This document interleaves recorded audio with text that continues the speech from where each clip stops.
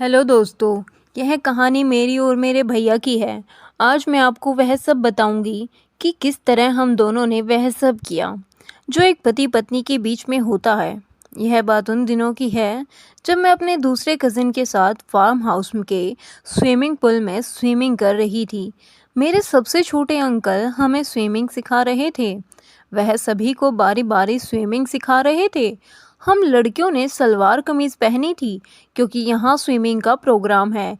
यह मुझे मालूम नहीं था और मुझे स्विमिंग आती भी नहीं, इसीलिए इसके बारे में सोचा नहीं। मेरी कज़िन लोगों को थोड़ा स्विमिंग आती थी, इसलिए वह तैयार होकर आई थी। पनवेल में अंकल ने अपनी किसी दोस्त का यह फार्म हाउस बुक किया हुआ था, इसीलिए यहाँ हमारे अलावा और कोई नहीं था।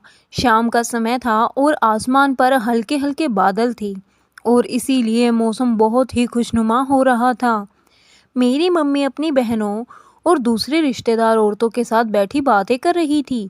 पापा भी उनकी उम्र के मर्दों के साथ स्विमिंग कर रहे थे, लेकिन वह बहुत ही दूर थे।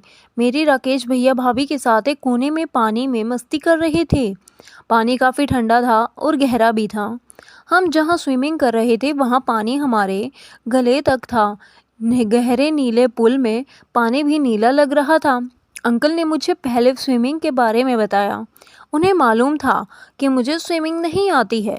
उन्होंने कहा वह मेरी मदद करेंगे और सिखा देंगे। उन्होंने मेरे पेट के नीचे एक हाथ लगाया और कहा हाथ और पैर की मदद लेकर उन्हें कैसे चलना है। अंकल की उम्र 26 साल की है और उनकी अभी शादी नहीं हुई है। मेरी उम्र 18 साल की है। अंकल मेरी दीदी के साथ ही मुलुंड में रहते हैं। मैं स्विमिंग कर रही थी। मैंने देखा कि सब लोग अपनी बीवीज़ के साथ पानी में मज़ाक कर रहे हैं, लेकिन वह सब दूर थे। अंकल बेचारे हमारे साथ ही रहे क्योंकि मेरे भैया जो उनसे छोटे हैं लेकिन शादीशुदा हैं, वह भी अपनी बीवी के साथ पानी में थे। मेरी मम्मी अंकल को बहुत चाहती है क्योंकि वह सबसे बड़ी भाभी हैं। अंकल भी मुझे बहुत चाहते हैं।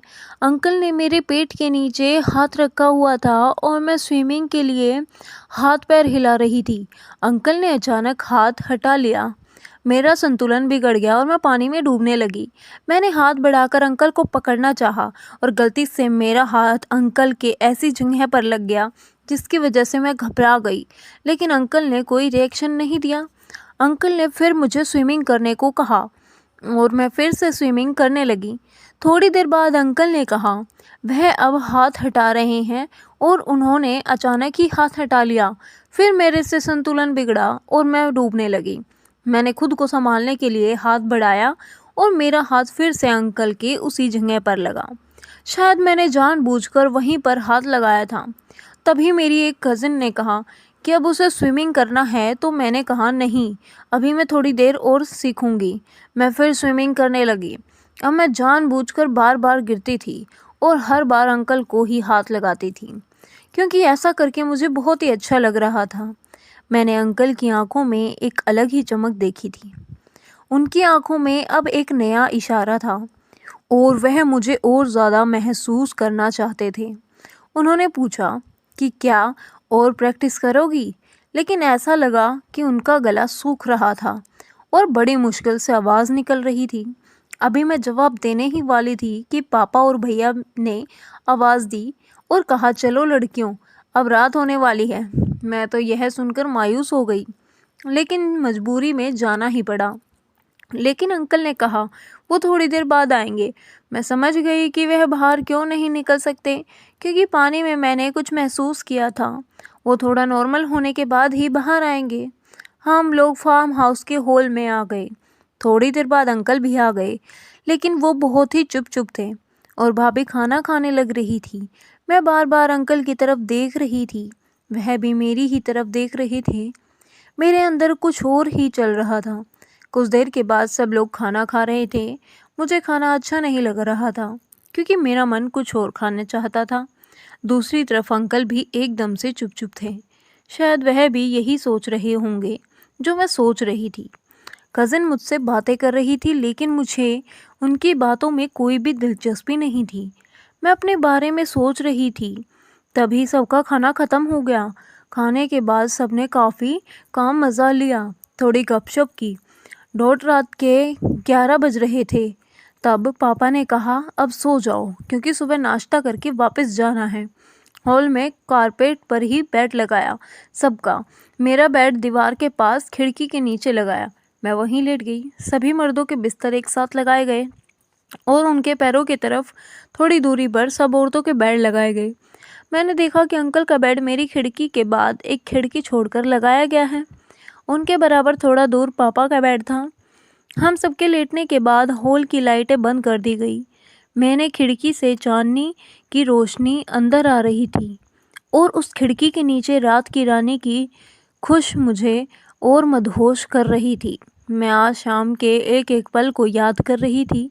मैंने सोने की बहुत कोशिश की, लेकिन मुझसे किसी भी करवट लेता नहीं जा रहा था। मैं सिर्फ करवट बदल रही थी। मुझे अपने ऊपर आश्चर्य हो रहा था। मैं तो बिस्तर पर गिरते ही सोने की आदा हूँ। आज नींद क्यों नहीं आ रही? हॉल में अब खर्राटों की आवाज़ें आने लगी। सभी थक गए थे, सभी नींद में थे। मैं अंकल के बारे में सोच रही थी।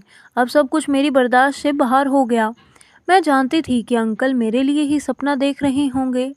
आज जो कुछ हुआ वह मेरे लिए अजीब था और मज़ेदार भी। मुझे चैन नहीं आ रहा था और समझ में भी नहीं आ रहा था कि क्या करूं। बस दिल कर रहा था कि अंकल मेरे पास आ जाए और मेरे पास खूब सारी बातें करें। यही सोचते ही मेरे मन में एक ख्याल आया कि क्यों ना मैं भी अंकल के पास चली जाऊं। फिर मैंने सोचा कि कहीं कोई गड़बड़ ना हो जाए। मैंने चारों तरफ देखा, सब गहरी नींद में थे। मैं धीरे से उठकर खड़ी हुई और अंधेरे में कुछ नहीं दिख रहा था। चांदनी भी गायब थी। बादलों की वजह से अंकल जिस खिड़की के पास थे वहां पर पर्दा था, इसलिए वहां और भी अंधेरा था। उनका बिस्तर मुश्किल से नजर आ रहा था। मैंने अब मन में सोचा कि आज मैंने बात नहीं की तो फिर यह मौका शायद कभी मिले। कुछ पता नहीं, लेकिन डर भी लग रहा था। लेकिन फिर भी मन को समझाकर मैं आहिस्ता आहिस्ता अंकल के बिस्तर की तरफ बढ़ रही थी। एकदम ही धीरे धीरे एक खिड़की छोटी और दूसरी खिड़की के पास के बेड पर पहुंची। मैंने उस बिस्तर को देखा और अंकल के बाजू में लेट गई। अंकल ने चादर ओढ़ रखी थी। वह सो रहे थे। मुझे गुस्सा आया कि मेरे अंदर हलचल पैदा करके कैसे आराम से सो रहे हैं। फिर मैं अंकल को ज़ोर से काटा। उसके बाद मैं भी चादर के अंदर सो गई और हम दोनों एक पति पत्नी की तरह रात बिताए। उसके बाद क्या हुआ दोस्तों, आप समझ ही सकते हैं। काफ़ी अच्छा महसूस करने लगी मैं।